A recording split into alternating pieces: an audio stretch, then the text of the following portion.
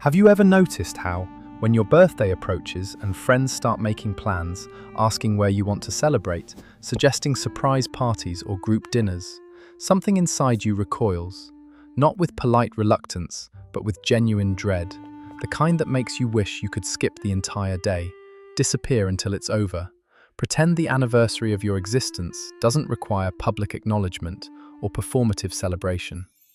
They're trying to be kind, trying to honor you, and yet every suggestion feels like a trap closing in. Every enthusiastic, "we have to do something special," lands like an obligation you never asked for, a spotlight you never wanted, a forced ritual that somehow became mandatory without your consent. And yet inside you, there's a layer of guilt wrapped around this resistance like a heavy chain. You've watched other people light up when talking about their birthday plans, post excited countdowns on social media, genuinely seem to enjoy being the center of attention for a day. You've seen the hurt flash across someone's face when you downplay your birthday or decline their party plans, the confusion that registers when they realize you're not just being modest, you actually, genuinely want nothing. Your relationship with birthdays feels private, almost shameful, like admitting you hate something everyone else treats as a universal joy reveals some fundamental deficiency in your capacity for celebration, for gratitude, for allowing yourself to be loved in the way others want to love you. You wonder if something is wrong with you, if you're ungrateful, self-absorbed in some backwards way that makes you reject the very attention others crave. If your inability to enjoy birthday parties reveals that you're incapable of receiving care, of letting people celebrate you, of accepting that you matter enough to warrant a day of recognition. You've tried to push through it, let friends plan something small, showed up with a smile you had to manually construct, endured the singing and the cake and the performative joy. But it never feels authentic, only exhausting, like wearing someone else's personality for an evening and counting the minutes until you can take it off. But what if this isn't ingratitude or emotional dysfunction? What if your visceral resistance to birthday parties is revealing something profound about how you process attention, how you experience being celebrated in ways that feel performative rather than connecting, and what it means to exist in a culture that treats public displays of recognition as the only valid expression of care? What if the birthday party everyone else enjoys triggers something specific in your nervous system?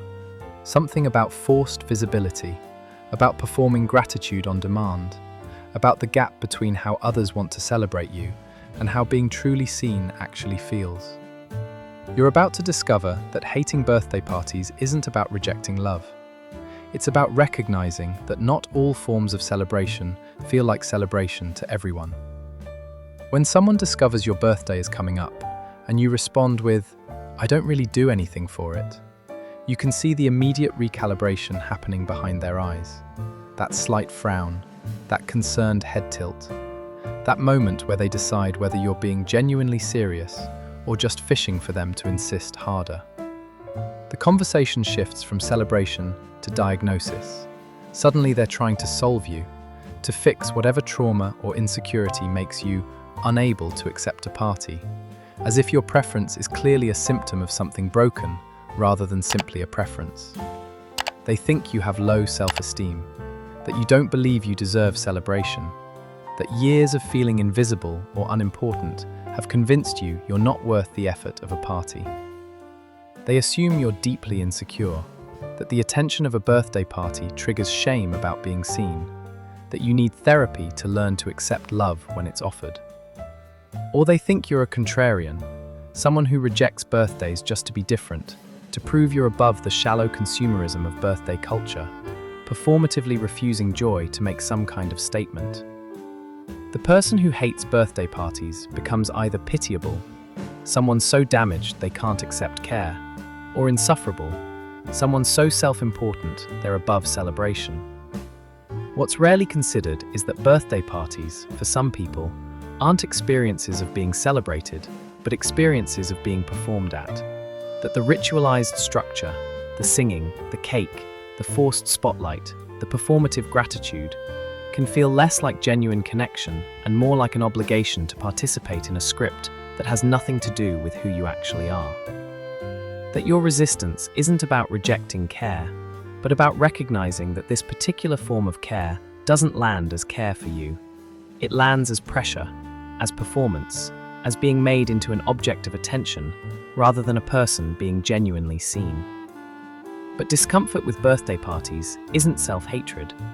It's misalignment between how you experience recognition and how birthday culture demands recognition be performed. To understand this, we have to step back to the psychology of attention and what researchers call self-focused attention versus other-focused attention.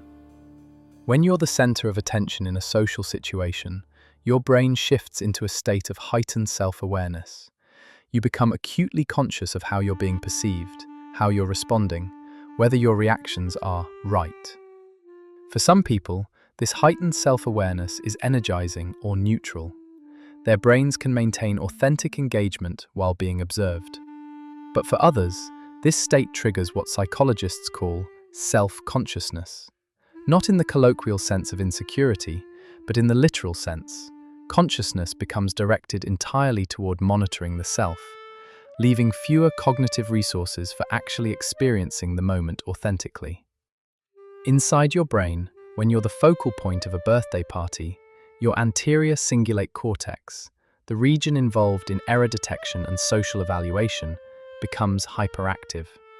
You're not just present at the party, you're constantly monitoring. Am I smiling enough? Do I look grateful?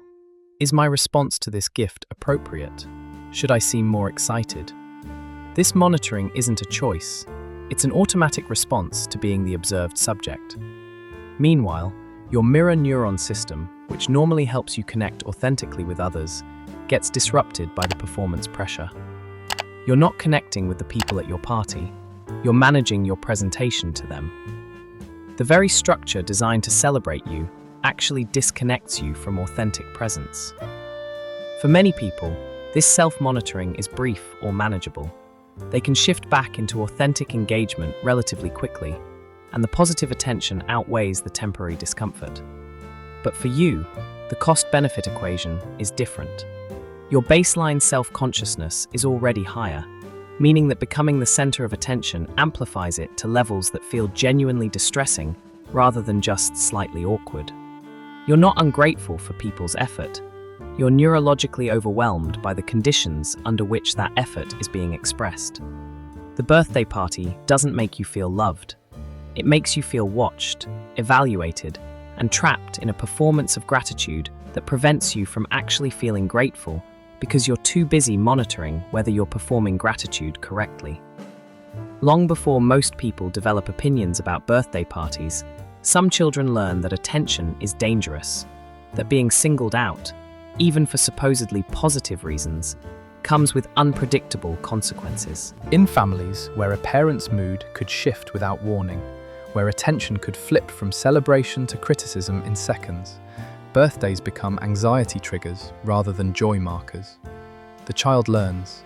Being the center of attention means being vulnerable to whatever reaction comes, means losing control over the situation, means being trapped in a role you have to perform correctly or face disappointment, anger, or withdrawal. These children grow into adults who experience birthday parties as fundamentally unsafe situations, even when they logically know the current people celebrating them are safe.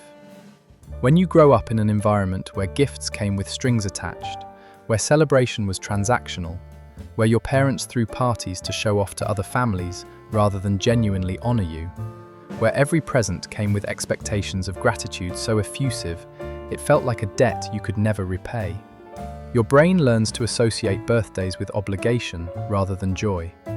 This isn't conscious. You don't think, birthdays are transactional, but your nervous system remembers. It remembers the exhaustion of performing the grateful child. It remembers the sense that the party was never really for you, but for the adults to feel like good parents. And it vows, quietly but firmly, that when you have control, you won't replicate that performance. This is why the singing feels so unbearable. It's not really about the song. It's about being forced into a moment of visible vulnerability, where everyone is looking at you, where there's a correct way to respond, smile, look touched, blow out candles with appropriate emotion, where you have no script for what authentic response even looks like, because you're too busy managing the fact that you're being observed. For someone whose childhood birthdays were performances of family happiness rather than genuine celebrations of them, adult birthday parties trigger that same muscle memory. This isn't about me, this is about everyone else needing to feel like they celebrated me correctly. And my job is to facilitate their need to feel like good friends by performing gratitude convincingly enough that they leave satisfied. These patterns follow you into adulthood, into friendships where people genuinely care, but express that care in ways that don't translate, into relationships where partners feel hurt that you won't let them do something special, when what feels special to them feels obligatory to you, into a persistent sense that you're failing at receiving love, because the forms in which love is offered don't feel like love, they feel like pressure. You're not incapable of receiving care. You're recognizing that this particular ritual of care doesn't match how care actually lands for you. The question isn't why you hate birthday parties. The question is what happened that made forced celebration feel less like honor and more like obligation. Beneath the excuses about being low-key or not really into birthdays, there's a layer most people never admit to carrying: shame. Quiet, persistent shame that whispers you're fundamentally broken in your capacity to receive love, that your inability to enjoy birthday parties proves you're ungrateful, difficult, incapable of the basic human experience of feeling celebrated. That every time you decline a party or downplay your birthday, you're disappointing people who just want to show they care, proving yourself to be the kind of person who can't accept kindness when it's offered. In a culture that treats birthday celebrations as a basic expression of love, not wanting one becomes a confession of emotional dysfunction. Every movie montage of friends surprising someone with a party reinforces the message. This is what caring looks like. Every social media post celebrating Birthday Month suggests that wanting sustained attention for your birthday is not only normal, but expected. The entire cultural infrastructure operates on the assumption that everyone wants to be celebrated publicly, that declining a party is false modesty that good friends should override, that if you genuinely don't want celebration, it's because you've been so damaged by life that you can't recognize love when it's given. You internalize this. You believe something is deeply wrong with your capacity for gratitude, for joy, for connection. But shame thrives on misattribution, on believing that what's actually a mismatch between celebration style and your needs is a fundamental character flaw. Your discomfort with birthday parties isn't evidence of low self-worth. It's evidence that for your particular nervous system, forced spotlight attention doesn't read as celebration. It reads as pressure. Research in social psychology shows that people vary dramatically in what makes them feel genuinely valued. For some, public recognition is deeply affirming. For others, it's profoundly uncomfortable. And feeling valued comes through quiet, one-on-one acknowledgement, through actions that don't require an audience, through being seen in ways that don't involve being watched. Neither preference is wrong. They're different languages of care. Not ungrateful, differently appreciative. Not incapable of receiving love, needing love expressed in forms that don't require you to perform. Not emotionally broken, recognizing that the script for celebration doesn't match how celebration feels to you. The shame you carry isn't about what you need, it's about living in a culture that treats one form of celebration as universal and pathologizes everyone it doesn't fit. You're not failing to accept love when you decline a birthday party. You're recognizing that for you, this particular performance of love doesn't create the feeling it's supposed to create. There's nothing defective about a nervous system that experiences forced attention as stressful rather than joyful, that feels most valued in quiet recognition rather than public display. You're allowed to say, "Please don't," without having to prove you've healed enough to deserve that boundary. For many people, birthday parties serve a genuine purpose. The gathering of loved ones creates a tangible reminder of community. The public acknowledgement combats the existential loneliness of aging another year in relative anonymity. The ritual provides structure for expressing care that might otherwise remain unspoken. There's real value in that experience for people whose brains interpret public attention as affirmation, who feel most loved when love is demonstrated visibly, who need the external ritual to mark internal significance. But hating birthday parties isn't about rejecting connection or refusing to be valued. It's about recognizing that for you, the same ritual that creates connection for others creates disconnection for you. The performance requirement prevents authentic presence. The forced spotlight triggers self-consciousness that blocks real feeling. The obligation to respond correctly on demand makes gratitude impossible because you're too busy managing the situation to actually feel anything genuine. Where some people feel honored by being the center of attention, you feel trapped. Where they feel connected by the gathered crowd, you feel isolated by being separated from the crowd as the observed subject. The energy they get from public celebration, you get from quiet acknowledgement. A thoughtful message, a remembered detail, someone showing up in your life in ways that don't require an audience. Neither path is superior. Neither reveals more capacity for gratitude, more emotional health, more ability to be loved. What matters is honesty, being clear about what actually makes you feel valued, rather than forcing yourself through rituals that are supposed to make you feel valued, but don't. The cultural script says, if people care about you, they throw you a party, and if you care about them, you graciously accept. But caring can look like respecting when someone says, "This form of care doesn't land as care for me." And being valued can feel like someone saying, "I see you prefer quiet recognition, so that's what I'll offer." Your discomfort with birthday parties doesn't mean you can't receive love. It means you need love to arrive in different forms. Forms that don't require you to be on stage, performing reactions, managing other people's need to feel like they celebrated you adequately. When you step back and look at the whole picture, from the neurological reality of heightened self-consciousness under attention, to the childhood origins of associating celebration with performance, to the research showing different people feel valued in fundamentally different ways, something becomes clear. Your resistance to birthday parties isn't emotional dysfunction. It's information about how you actually experience recognition versus how birthday culture assumes everyone experiences recognition.